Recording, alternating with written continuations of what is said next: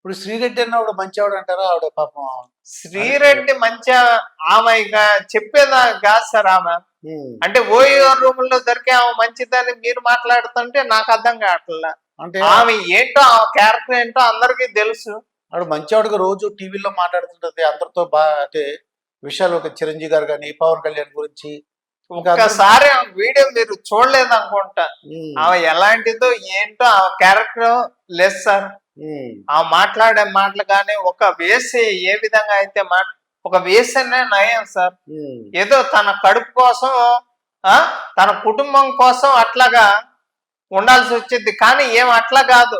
ఉమ్, ఏమో ఏపీలో ఉండదు, కానీ జగన్మోహన్ రెడ్డి మాత్రం అతనికి ఏమొక డబ్బులు ఇస్తా ఉంటాడు. ఉమ్, పవన్ కళ్యాణ్ ని తిట్టడం, చంద్రబాబు ఫ్యామిలీని తిట్టడం, పవన్ కళ్యాణ్ ఫ్యామిలీని తిట్టడం, టీడీపీ అంటే చాలు సార్ తిట్టడం.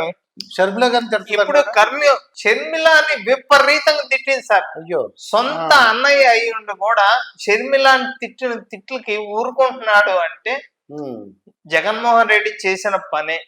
జగన్మోహన్ రెడ్డి చెప్పకుండా ఆ శ్రీరెడ్డి ఇలా మాట్లాడుతారు నోటికి వచ్చినట్టు భయంకరంగా. ఏ చెల్లిని కూడా ఉమ్, ఆ రకంగా తిట్టరు ఎవరు. ఆ షర్మిల గారిని ఆ రకంగా తిట్టినా గానీ జగన్మోహన్ రెడ్డి సైలెంట్ గా ఉన్నాడు. ఉమ్, ఆ పెళ్లిళ్ళ గురించి కానీ కొడుకు పెళ్లి గురించి కానీ ఇష్టం వచ్చినట్టు మాట్లాడింది. ఓకే. ప్రతి ఒక్కరిని నోటికి వచ్చినట్టు అసలు మాట్లాడడం కూడా మాట్లాడింది శ్రీరెడ్డి. జూన్ 4వ తారీఖు రిజల్ట్స్ వచ్చిన తర్వాత ఉంటది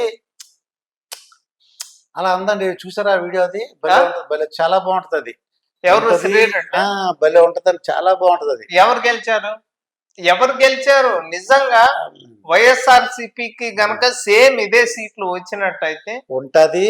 అసలు ఏపీలో పరిస్థితి చాలా ఘోరంగా ఉండేది సార్. ల్యాండ్ టైటిలింగ్ యాక్ట్, వాడు టీడీపీ పార్టీ అంటే మొత్తాన్ని చంపేసేవాళ్ళు. రాష్ట్రం శ్మశానం. వాళ్ళు ఎప్పుడో అన్నారు అమరావతి కమరావతి కమ్మ రాజధాని శ్మశానం అని మాట్లాడారు.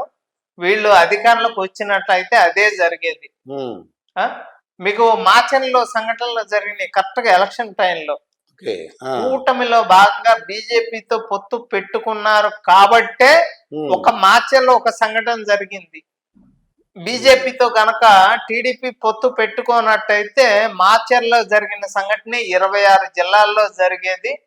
ఎక్కడా కూడా టీడీపీకి ఓట్లు పడేవి కాదు. వాడన్నట్టు 170కి 170 సీట్లు వాళ్లే గెలిచేవాళ్ళు. బీజేపీతో గనక పొత్తు లేకపోయినట్టయితే, వాళ్ళతో పొత్తులో ఉన్నా కూడా అప్పుడు ఈవీఎంలు బాలగొట్టారు, శేషగిరిరావు అనే అతను తలకాయ బాలగొట్టారు.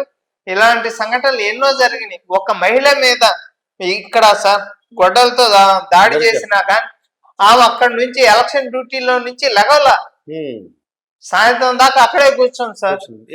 ఎక్కడ హైదరాబాద్ నుంచి వచ్చి మరి విదేశాల్లో ఉన్న వాళ్ళు కూడా వచ్చి ఓట్లు వేశారు సార్. మా రాష్ట్రాన్ని కాపాడుకుంటాము, మా ఆస్తుల్ని కాపాడుకుంటాము. మెయిన్ జగన్మోహన్ రెడ్డి ఓడిపోవటానికి 3 రాజధానులు, ల్యాండ్ టైటిలింగ్ యాక్ట్, వైజాగ్ లో ప్రమాణ స్వీకారం చేస్తా, వైజాగ్ లో కాపురం పెడతా. ఆయన చేసిన అరాచకాలు అన్ని.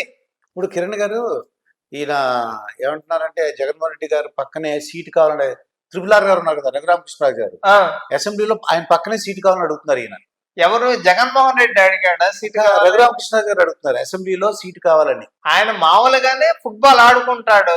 RRR గారు ఒక వీడియో పెట్టి ఎట్లా వాళ్ళు అసలే తూర్పు గోదావరి పశ్చిమ గోదావరి ఎటకారం.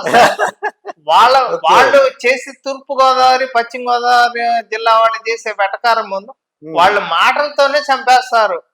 RRR పక్కన కూర్చుంటే ఇంకా అతను మాట్లాడక్కర్లా, జస్ట్ సైలెంట్ కూర్చుంటే చాలు చచ్చిపోతాడు, గుండాకి చచ్చిపోతాడు సార్. ఎందుకంటే ఇప్పుడు అతను చేసిన తప్పులకి మామూలుగా RRR మాట్లాడే మాటలకి ఇంకేం అనక్కర్లా, కొట్టక్కర్లా, తిట్టక్కర్లా, ఇంకా ఆటోమేటిక్ గా హార్ట్ అటాక్ వచ్చి చచ్చిపోతాడు. జగన్మోహన్ రెడ్డి గారికి వెళ్ళి మీరు రోజు రండి అసెంబ్లీకి, ఎక్కడ మానకండి అని చెప్పారటండి. రోజు రమ్మని అడుగుతున్నారు ఆయన. బతిలాడాల సార్. ఇప్పుడు నీకు అర్థం కావట్లే, నువ్వు ఎమ్మెల్యేగా గెలిచి అసెంబ్లీ సమావేశాలు నువ్వు అధికారంలో ఉన్నంత కాలం నీ ఇంట్లో పెట్టుకున్నావు. అసెంబ్లీ సమావేశాలు ఫర్నిచర్ దొంగతనం చేయటం, అప్పుడేమో కోడెల శివప్రసాదరావు గారు ఫర్నిచర్ దొంగతనం చేశారు అని చెప్పి కోడేళ్ళ గారు చనిపోయారంటే దానికి కారణం జగన్మోహన్ రెడ్డి సార్. అవును. ఎట్లా వదిలిపెడతాం చెప్పండి మేము? ప్రజలందరూ కూడా ఏమనిపిస్తుంది, కామన్ మ్యాన్ గారు, ఏంటి ఇంకా యాక్షన్ లేదేంటి, వీళ్ళందరి మీద ఎవరైతే అరాచకాలు సృష్టించారో వాళ్ళందరి మీద యాక్షన్ లేదని బాధపడుతున్నారని అందరూ. మా కుటుంబ సభ్యులు, మా అమ్మగారు కూడా ఇంతకు ముందు బాబు గారిని అరెస్ట్ చేసిన తర్వాత బాబు గారు ఎప్పుడు వస్తారు అని చెప్పి అడిగేది. ఇప్పుడేమో జగన్మోహన్ రెడ్డి ఎప్పుడు లోపలికి వెళ్తాడు, అది మా అమ్మగారు ఒక్క మాట కాదు, ప్రతి ఒక్కళ్ళు కూడా జగన్మోహన్ రెడ్డి అంటే లోపలికంటే వాళ్ళ ఇంటి లోపలికండి, ఇంటి లోపల కాదు సార్. 38 కేసులకి ఇంకో 148 కేసులు యాడ్ అయినాయి. బాబాయ్ కేసు, కోడికత్తి కేసు, గులకరాయి కేసు, ఇతను బైజూస్ గాని, పప్పు చెక్కల కవర్ల కేసు గాని, సన్న బియ్యం. ఏమి సార్, ఇప్పుడు గంజాయి 2 లక్షల ఎకరాల్లో వేశారు, డ్రగ్స్ 25,000 కేజీలు తెచ్చారు. ఎన్ని కేసులు కాదా? రాష్ట్రంలో 1,00,000 మంది కల్తీ మద్యం ద్వారా చనిపోయారు. మరి ఇవి కేసులు కాదా? 73% పూర్తయిన పోలవరం ప్రాజెక్ట్ ని పూర్తి చేయకుండా కడప జిల్లాలో అన్నమయ్య డ్యామ్ కూలిపోయి ఎంతమంది చనిపోయారు సార్? ఎందుకని? అది నువ్వు చేసిన తప్పు వల్లే. కేవలం ఇసుక దోపి, ఇసుక మాఫియా సార్. ఇంకొక విషయం, ఎస్పీఓస్ అని, స్పెషల్ పోలీస్ ఆఫీసర్స్ అని ఒక జీవో జగన్మోహన్ రెడ్డి రిలీజ్ చేశాడు. వాళ్ళని 2.5 ఏళ్లుగా వాడుకొని వాళ్ళకి 11 నెలలుగా జీతాలు ఆపేసి తర్వాత జీతాలు ఇచ్చేసి వాళ్ళని ఉద్యోగంలో తీసుకోవాలా. ఆ జీవో ఏంటి? అవుట్ సోర్సింగ్ ప్రకారం 15,000 ఏపీలో శాలరీస్. అదే ఎస్పీఓస్ కి తెలంగాణలో 40,000 దాకా శాలరీస్ వస్తాయి. అయ్యాడకట్లా మా ఉద్యోగాలు మాకు ఇవ్వమని అడుగుతున్నారు. కానీ 2,151 మంది కుటుంబ సభ్యుల్లో 5గురు ఆత్మహత్యలు చేసుకున్నారు ఉద్యోగాలు పోయినాయి అని చెప్పి. పెళ్లిళ్ళు, ఆ ఉద్యోగాలు వచ్చినాయి అని పెళ్లిళ్ళు చేసుకున్న వాళ్ళు విడాకులు తీసుకున్నారు, విడాకులు తీసుకున్న వాళ్ళు ఇంకో పెళ్లిళ్ళు చేసుకున్నారు లేడీస్. వాళ్ళ పరిస్థితి ఎంత ఘోరంగా ఉందో చూడండి. బాబు గారిని కలిశారు, లోకేష్ గారిని కలిశారు, హోమ్ మినిస్టర్ ని కలిశారు, డిప్యూటీ సీఎం ని కలిశారు.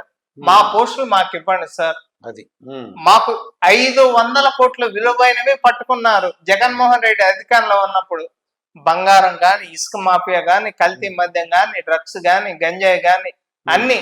అయినా కూడా వాళ్ళని దాదాపు ఇప్పుడు నేను మాట్లాడిన మాటలకి 13,000 ఓట్లు వాళ్ళ కుటుంబ సభ్యులు అందరితో మాట్లాడి కూటమి అధికారంలోకి వస్తే మన జాబులు మనకు వస్తాయి అని చెప్పి వాళ్ళు దగ్గరుండి ఓట్లు ఇప్పించారు సార్.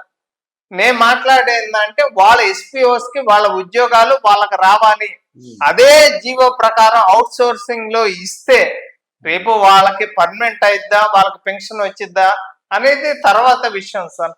ఆ జీవో ప్రకారమే వాళ్ళ ఉద్యోగాలు వాళ్ళకి ఇవ్వాలి అని చెప్పి తెలంగాణ పక్క రాష్ట్రాల్లో ఏ విధంగా శాలరీస్ అయితే ఉన్నాయో అదే శాలరీ రావాలని చెప్పి నా మనస్ఫూర్తిగా నేనైతే కోరుకుంటున్నాను సార్. ఇప్పుడు చంద్రబాబు నాయుడు గారు ప్రభుత్వం వచ్చినది మీకు ఎలా అనిపిస్తుంది? ఇప్పుడు బ్రహ్మాండంగా ఉంది సార్. ఇప్పుడు ఎందుకంటే చివరిగా అడుగుతున్నమాట సార్, ఎలా ఉంది, ప్రజలు ఎలా ఉన్నారు, మీరు ఎలా ఉన్నారు? లాస్ట్ 5 సంవత్సరాలు మా రాష్ట్రానికి రాజధాని ఏది అంటే మేము చెప్పుకునే పరిస్థితి కాదు. ఎక్కడన్నా మాట్లాడుతున్నాం అంటే కేసులు పెడుతున్నారు. ఇప్పుడు మా రాష్ట్రానికి రాజధాని అమరావతి అని చెప్పుకోవచ్చు. రియల్ ఎస్టేట్ బ్రహ్మాండంగా ఉంది, కంపెనీలు వస్తున్నాయి, ఉద్యోగాలు వస్తున్నాయి, పెన్షన్లు వస్తున్నాయి, గవర్నమెంట్ ఎంప్లాయీస్ కి జీతాలు వస్తున్నాయి, డెవలప్మెంట్ జరుగుతుంది. ఈ రోజు హైదరాబాద్ తెలంగాణకి ధీటుగా పోటీగా తయారైంది.